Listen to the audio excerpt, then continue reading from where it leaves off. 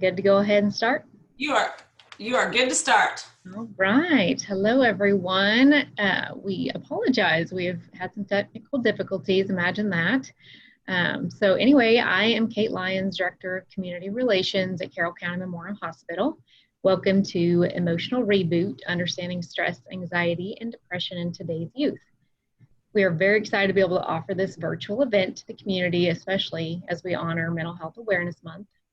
This effort started with an inspiration from Tracy Wozni, followed by several organizations coming together to make this happen for you today. That includes Carroll County Area YMCA, the Carroll County Coalition, Carroll County Memorial Hospital, Shapes Dance, and Acro, and Taking Shape.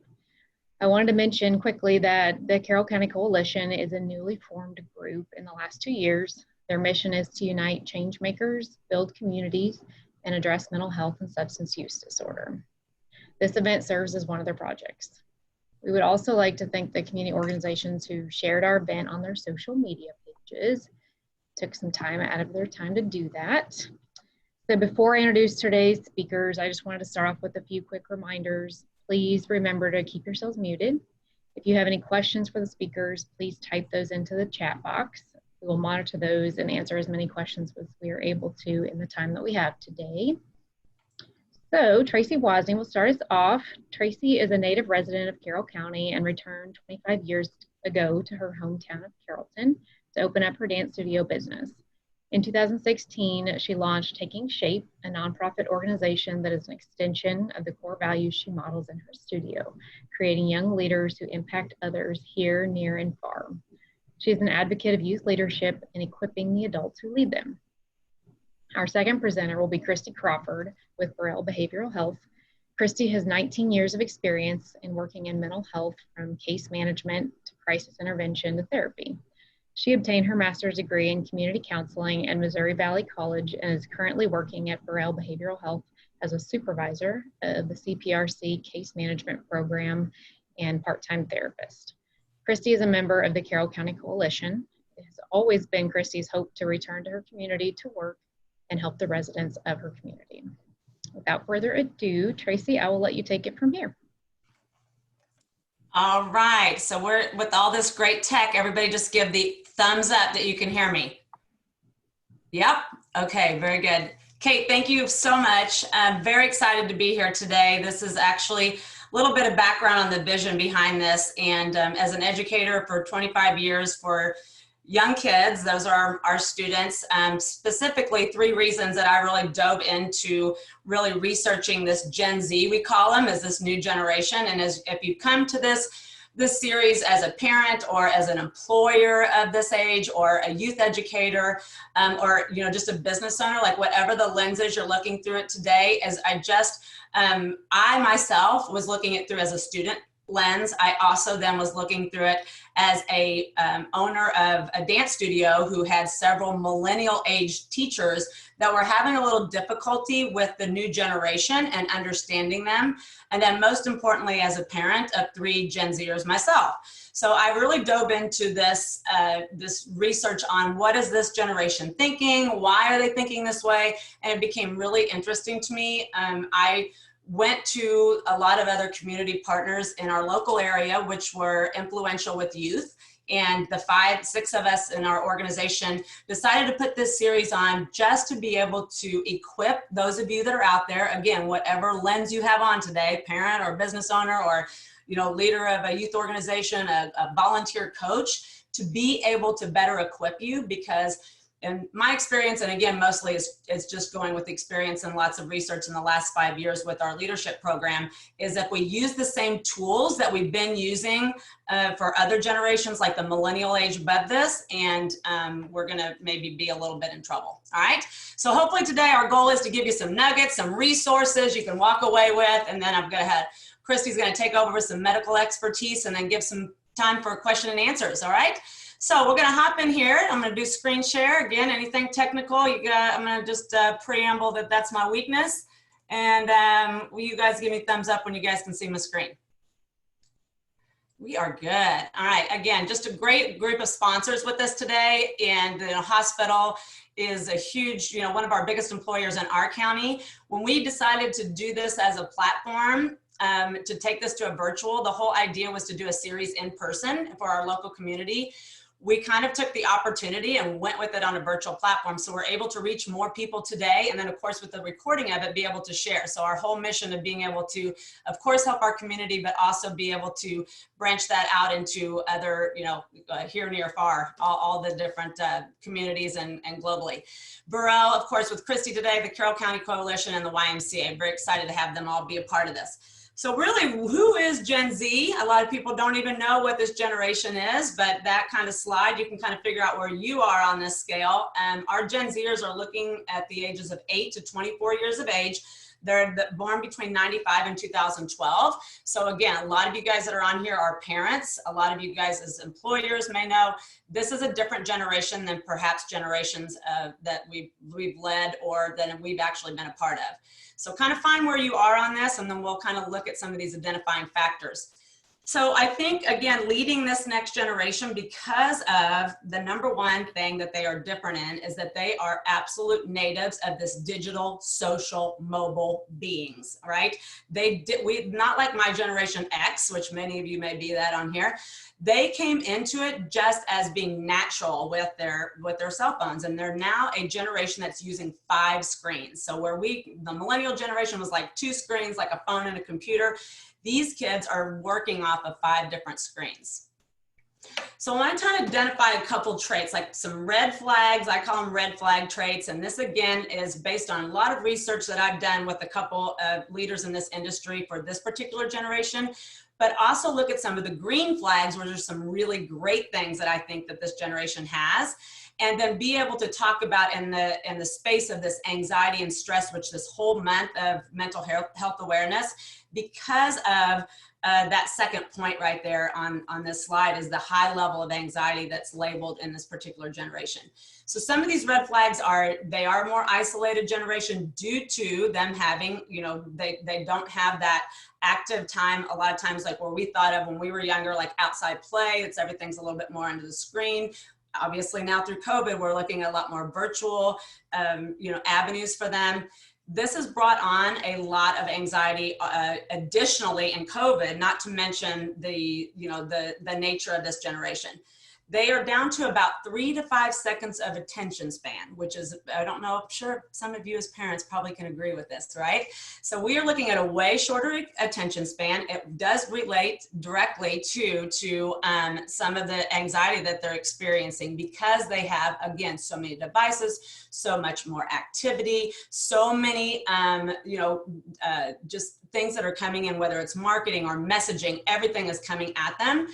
They are titled as being more entitled, which means, again, not really a fault of their own, but because conveniences are a lot more automated now for them. So their expectations are a lot more than generations that you've seen past. And I don't think that that's going to change as we continue through generations from here on out.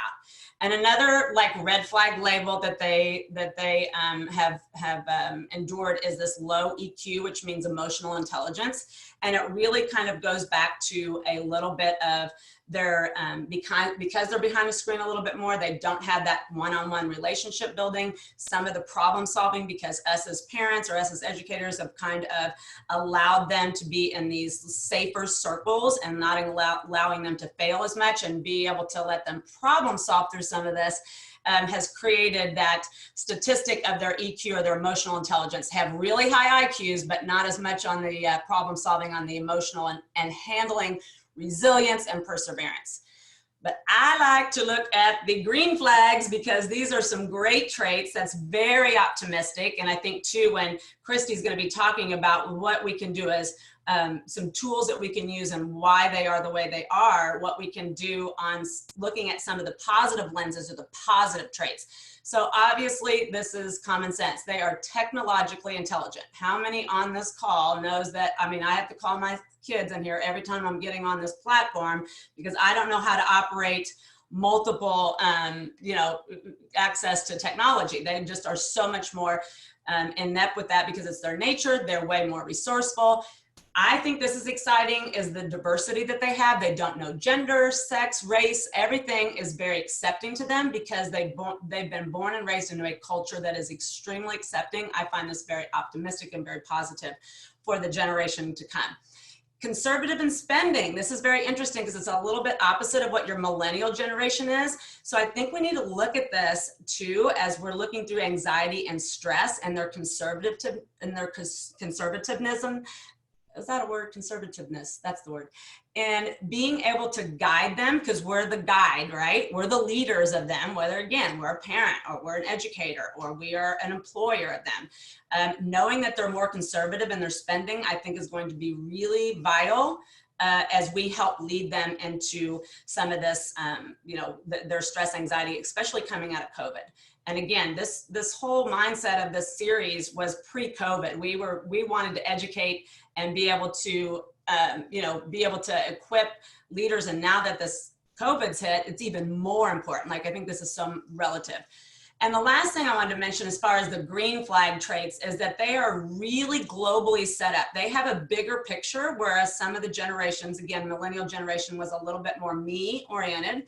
And these aren't bad labels. These are statistically labeled as just the traits that they usually follow, as they're a little bit more purposeful. They're looking for a little bit bigger meaning. And I find that really interesting.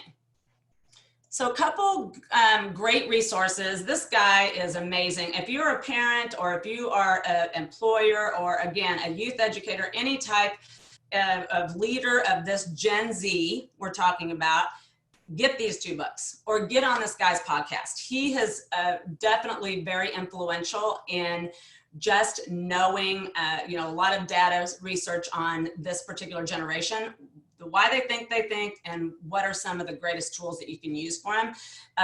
The book on the left, Gen Z Unfiltered, it just came out like 2 months ago, so it's really right on target. And it's just, I like to share those resources because a lot of this next couple slides are kind of coming from his data and resources and his predictions.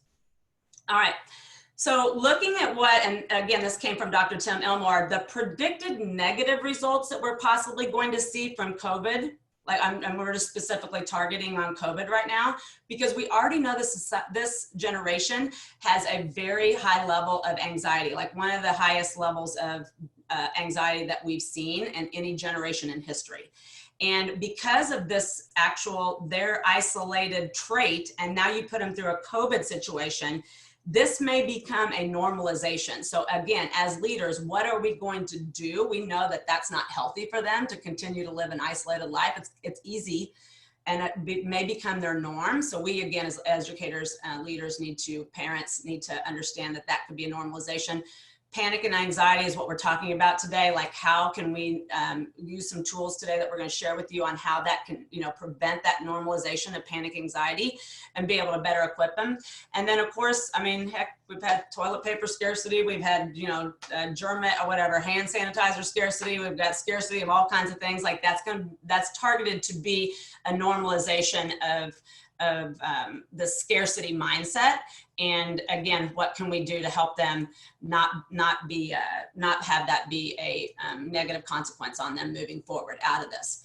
So here are some really, I think, are great predictions that we could get results from. And again, putting that through this mental health awareness month of like, how can we help them with this, with their mental capacity. And I think we have to really hone in on the resourcefulness and creativity that they have. And man, have I seen that. We've been in a virtual context from the dance studio floor onto this screen for about 7 or 8 weeks. And I've never seen more resourcefulness and creativity coming from kids and some of our Gen Z teachers than I have. So I think that's a really great positive way to help them get through this anxiety and stress. Expansion of saving and giving. Because they're more conservative, we're going to probably see that they're going to be they're going to be more apt to have a lot more saving and giving, which is a very positive, and it kind of also goes with that global mindset that they have. So I think those are some really good things.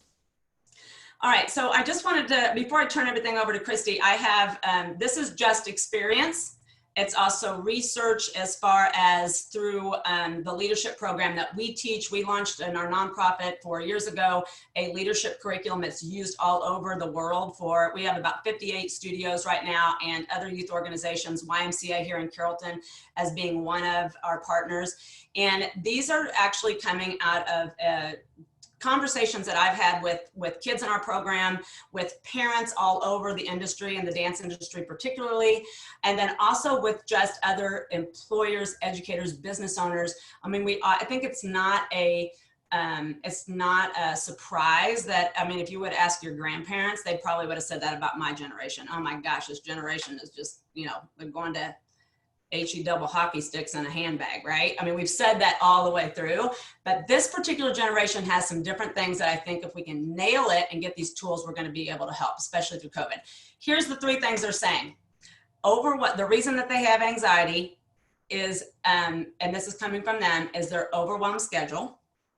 I think we can all agree with that. Like, they are in everything. They're doing multiple activities, is the overwhelmed schedule. The social media, they're not going to say that necessarily, but the compare contrast that's coming out of social media, their image and why it's incongruent with what they are and what they want to be perceived as, has caused a huge amount of anxiety and stress.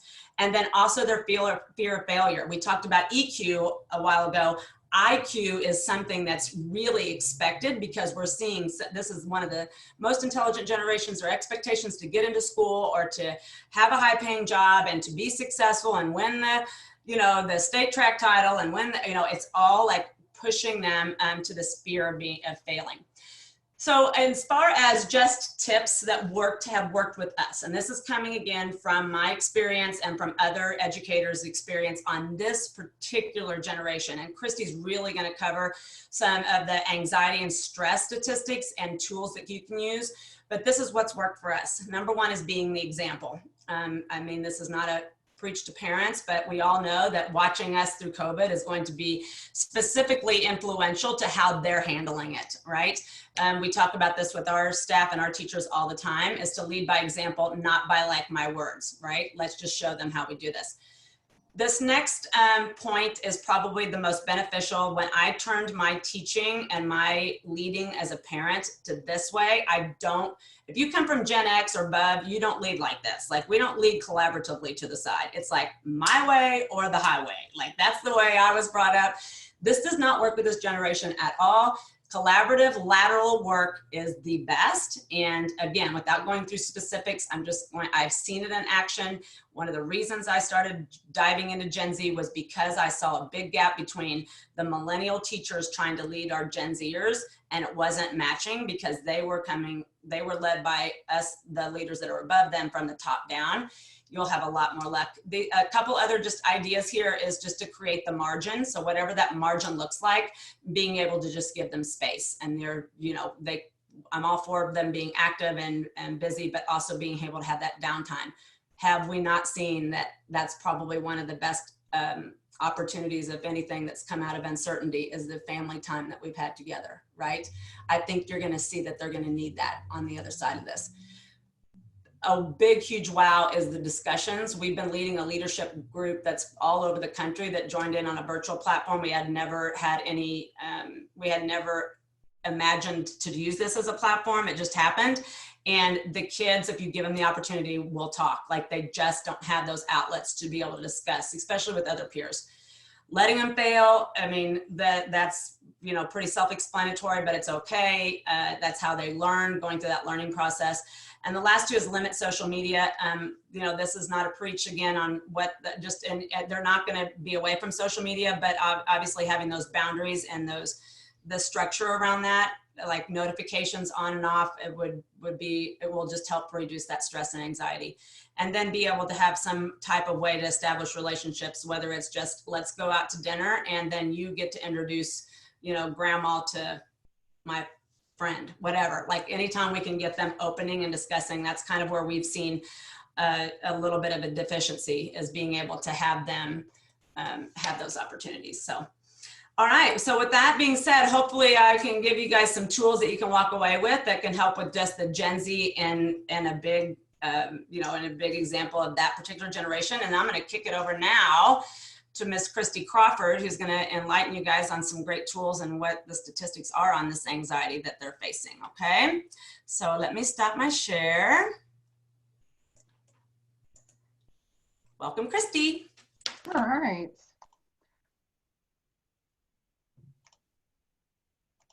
All right, Tracy, it's not letting me share. Okay, give us 2 seconds here. I'll let Kira flip us over to screen share. Wait, let me see if I can do this. So this is why we need the Gen Zers to be taking care of this tech part. That's why we have to work together laterally, because they're way better and faster at this.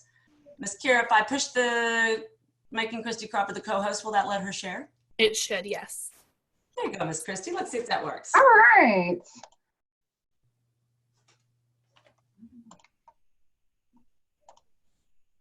Can everybody see that? So I'm happy to be here today and share my knowledge and experience with everyone. So we'll get started. So I was asked to talk about some of the mental health and physical side of stress, anxiety, and depression in our youth today.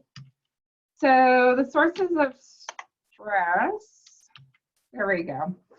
Some of the top sources of stress is academic stress, and especially right now with the COVID, that's kind of changed how we're looking at things and doing homework and everything from college, our kids that's going off to college, what's that going to look like this fall, to school this fall. I mean, so in grades and those things are very important. Despite with this Generation Z that Tracy talked about, despite having stress from different causes, only 50% feel they do not have enough time, enough to do to manage their stress. 1 in 4 Gen Z say they do not feel they do enough. Additionally, nearly 3/4 in the generation, which is 73%, say they could have used more emotional support in the past year. Teens also report that during the school year, they have an average stress level of a 5.8 on a 10-point scale, compared with a level of 4.6 during the summer. And this is all information according to the American Psychological Association. And they have an awesome article called Stress in America with Generation Z.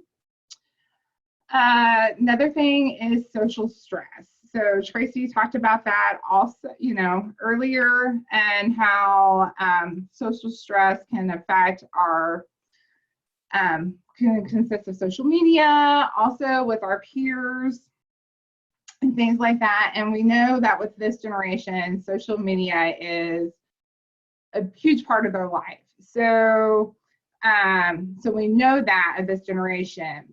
But for more than half of them, which is about 55%, it provides a feeling of support. But on the flip side, nearly half also say that social media makes them feel judged. And nearly 2 in 5 youth, about 38% report feeling bad about themselves as a result of their social media use. So that's why, as Tracy said earlier, important to monitor our youth when they are doing social media. Social stress also, involves with their peers and things around them. More than 1/4 of teens say they snapped at or were short with their classmates or teammates when they're stressed in the last month. And 51% of them say someone tells them that they seem stressed at least once a month. Another source of stress is family discord. That can include sibling rivaling, just even increased stress, especially right now during the COVID. We're at social distancing. So we just came out from a stay-at-home order. So families are more together. So just the increased stress in that. As Tracy mentioned earlier, our kids are this generation is more aware of what's going on in the world. So world events affect this generation and youth of what's going on around them. So anywhere from substance abuse to gun control to politics, they're aware, they're paying attention, and these things are very important to them. So one of the things, you know, like in dealing with substance abuse, these kids report at least one person they know have been told they are addicted to or have a problem with drugs and alcohol, and which is about 50%, and then 70% say they have been told the same about themselves. So for these youth experiencing a substance use problem or having a family member or friend who does, finding help can be a challenge. And one of the 4 Generation Z said they would not know where to find help if they had a problem with drugs or alcohol. And a larger percentage, about 35%, said they would not know how to get help for a family member or friend facing this problem. And also 55% of these generation are very aware of our current political climate. They also feel somewhat significantly stressed about our nation's future, about 68%, and do not believe the nation is moving toward being stronger than ever. So they are aware, and these things cause them stress.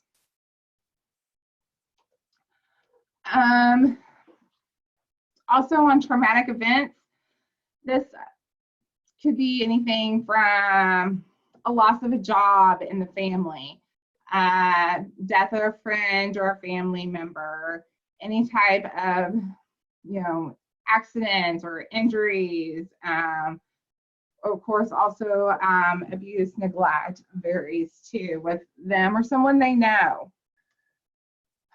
Significant life challenges also cause a source of stress for teens, and that could be anything from health concerns from themselves or their family members, especially if it requires a lifestyle change. So if someone, say a youth, has been diagnosed with diabetes, they're going to have to totally change their diet, even when they're out with their friends, and what they eat.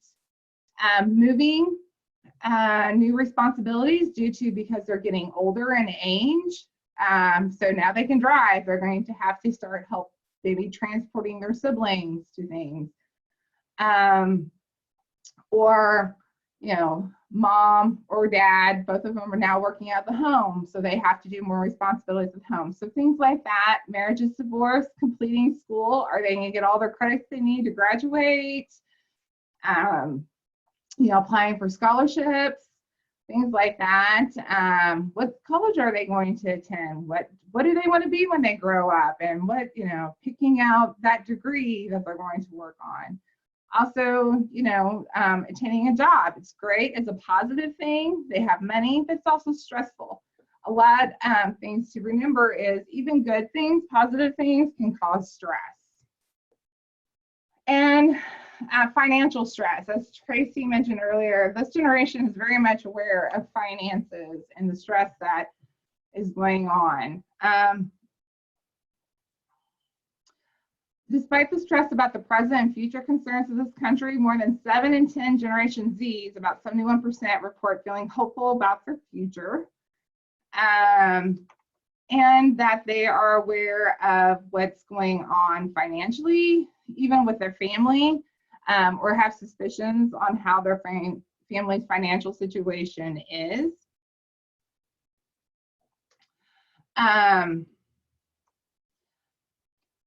Actually, money and work consistently top the list for the stressors as for adults, but even for these youth as well, more than 8 in 10, 81% of this generation between 18 and 21 report money as a source of significant stress, with nearly as many, 77%, saying the same about work. Nearly 2 in 3 of these Generation Zs, ages 15 to 17, report their families not having enough money is a significant source of stress.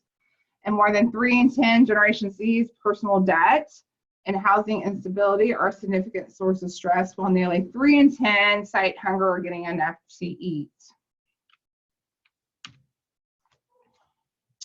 So some signs of stress in teens is irritability and anger, feeling anxious, overwhelmed, or on edge, feelings of fatigue, tiredness, overeating on unhealthy foods, skipping meals, headaches, stomach pains, which some of these things that you'll see is also, quote, normal behavior for teenagers. So that's why it makes it hard to see, realize that some of these kids, this youth are stressed and feeling anxious. So some stress management skills for teens: exercise, eating regularly, avoid excessive caffeine, which I know is hard when we have our iced coffees and our Monster drinks and energy drinks and things like that. Of course, illegal drugs, tobacco, and alcohol use. Learning some relaxation skills. Those can be anything from just meditation, deep breathing, learning and practice skills that can reduce stress, such as assertiveness when they're speaking to other people. Sometimes it's hard to say no, or we feel like, we don't want to let someone down. Role playing a situation that there's are stressed or nervous about with our youth, having them practice that activity, whether it's a speech they're going to give in front of class or doing some type of performance, making sure they have that extra time to practice that to help reduce their stress. Learning some coping skills, decreasing negative talk, taking a break from stressful situations. I always tell youth, well, even adults, that it's okay to take a time out, So, and also building a positive support system. So now on to depression. 1 out of 5 teens have a diagnosable mental health disorder, and nearly 1/3 show symptoms of depression. 37% increase in teens and young adults reporting major depressive episodes between the years of 2005 and 2014, and I see that number increasing, hopefully with more awareness, especially within the last few years, that we may eventually see that number decreasing. Of course, like I said earlier, depression symptoms are difficult to recognize in teens because they often appear as normal adolescent behavior. With this particular generation, it's significantly more likely for them to report their mental health as fair or poor, with 27% saying this is the case. Millennials, about 15%, Generation Xers, 13%, has similar numbers reporting fair or poor mental health. While fewer than 1 in 10 boomers, about 7%, and older adults, 5%, consider their mental health fair or poor. So this generation is more aware, they're more open, they're more open to treatment than previous generations. When it comes to specific mental health issues, the adult Gen Zs are more likely than any other generation to report they haven't been diagnosed with depression, about 23%, while Gen Xers, about 15%, millennials, 14%, and boomers, 12%, have been diagnosed with depression in a similar percentage. And only 4% of the older adults say the same. So that is another great thing about this generation, is they're open and willing to talk about these things. So signs and symptoms of depression in teens is anger, changes in their habits from anywhere from eating, sleeping, their friends, isolating more at home, which I know is more difficult with this COVID. But if even they're isolating more to the room to themselves than normal, feelings of hopelessness, lack of interest in doing pleasurable activities, having difficulty concentrating, tearfulness or frequent crying, restlessness, lack of energy, thoughts of death or suicide, or excessive worry or guilt. Anxiety. Anxiety is not always a bad thing. So anxiety, one, is a natural reaction to stress. It also is a safety mechanism. So, so I don't want to come off today as, oh my gosh, my kids having anxiety, that it's necessarily a bad thing. It's not always a bad thing. But because like I said, sometimes helps teens deal with intense or overwhelming situations. It may keep them safe if they're doing something.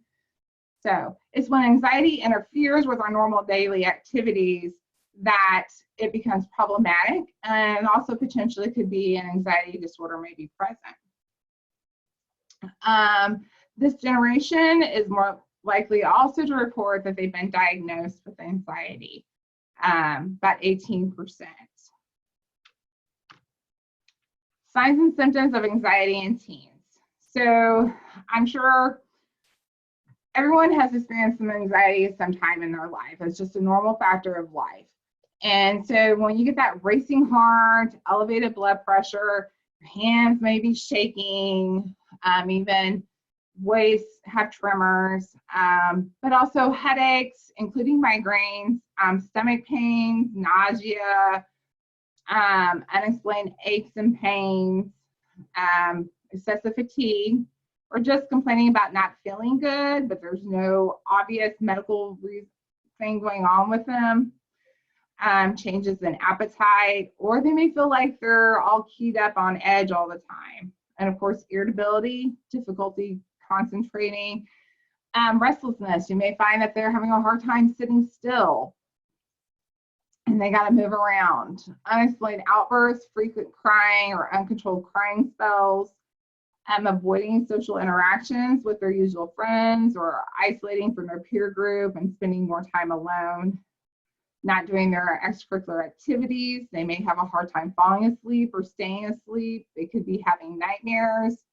And of course, when we see changes in their grades, like not just a couple points, but we're seeing a major change in their grades, or they're missing assignments, not going to school because they're not feeling well because they've been complaining about some of these other symptoms. Also, they may complain about feeling overwhelmed or procrastinating with getting their homework assignments done.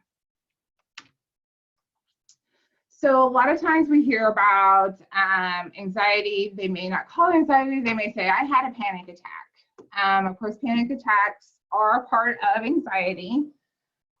These are symptoms. What the DSM has said what a panic attack consists of. So those are going to be, racing hearts, sweating, trembling, shortness of breath, feel like you can't breathe, choking. You may just have chest pain, feel like you're going to have a heart attack, nausea, stomach pains, feeling dizzy, lightheaded, could get, feel like you're freezing or like you're hot. So numbness and tingling sensation, especially within your fingers and limbs. Also feel like you're not part of what's going on, that you're separated from either yourself or the situation. Could feel like you're going crazy, losing your mind, or that you might be dying.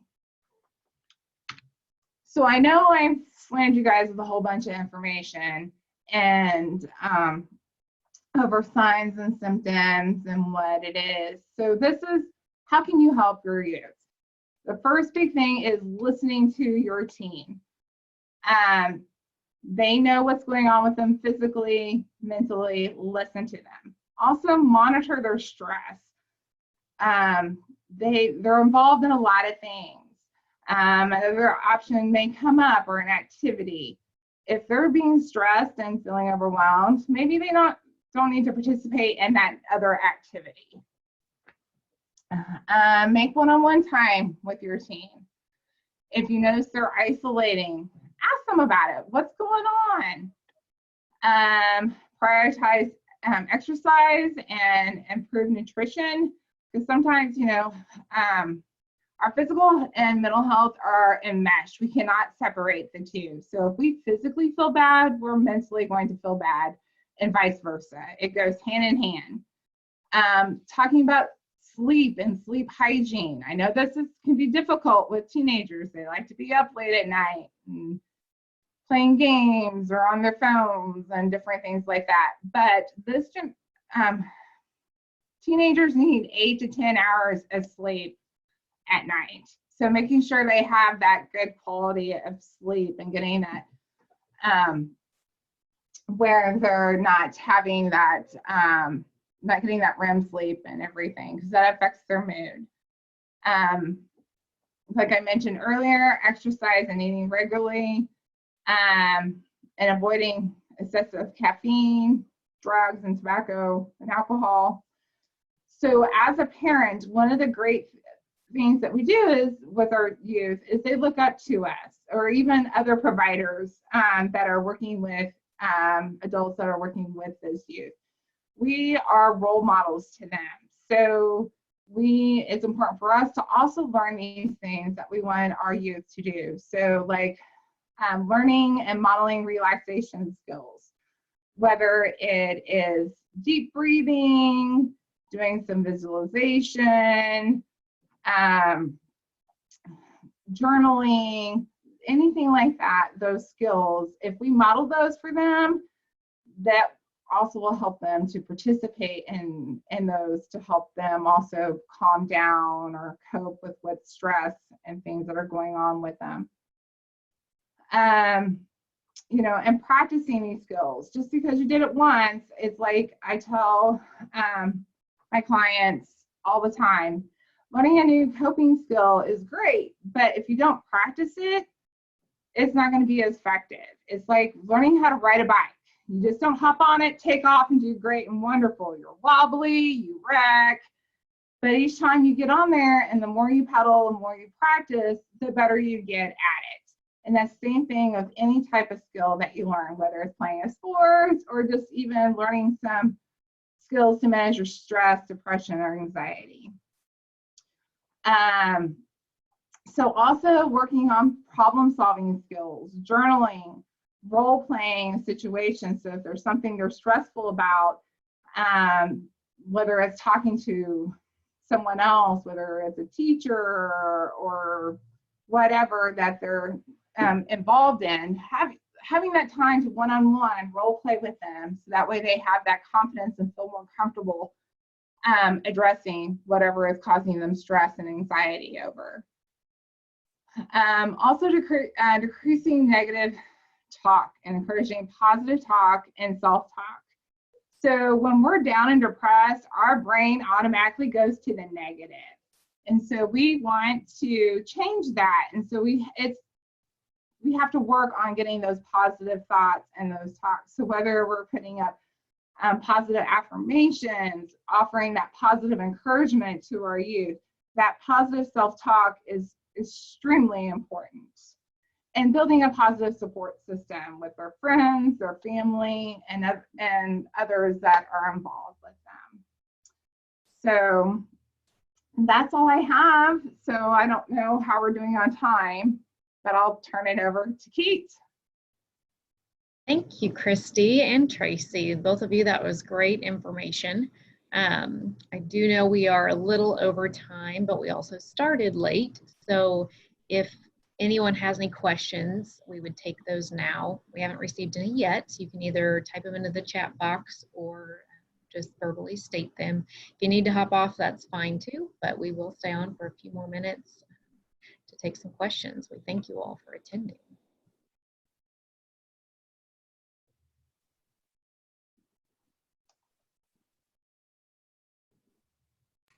Kate, I did get a question just through the chat privately about our PowerPoint and everything. We're going to send that. Everybody that's registered for this event today will be able to send you a copy of the PowerPoint and like our contact information on there. So that follow-up will be coming your way. And then also too, where our plan was to do a couple more of these. Again, our initial plan was to do this in person at the bottom of the library. Now I think we've got a great virtual opportunity here, just to kind of see what would best serve you guys as our audience members on the information that we plan on, doing a couple of these the remainder of the year.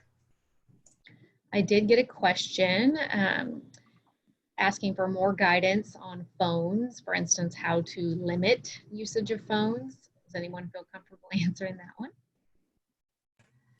Okay, I'm gonna, Christy, you get to say too, but I gotta jump in on this one just for a second, because I just had this incident with our students. So we have a no phone policy in our studio when the kids come in, and I did this as an experiment for a while because I saw relationship building as being a deficit in this. in this generation. And so it was the hardest thing to limit the phones. We're never going to get rid of the phones all at once, but if there's any, I say start small with some boundaries. So I know I've seen a lot of parents like, okay, at 8 o'clock at night or at 9 o'clock at night, we have a phone basket on our, you know, on our kitchen table and it goes in there. It also depends on the age of the kid. If you start younger, the habits are embedded and it's going to be easier when they're older, right? So that just would be my suggestion.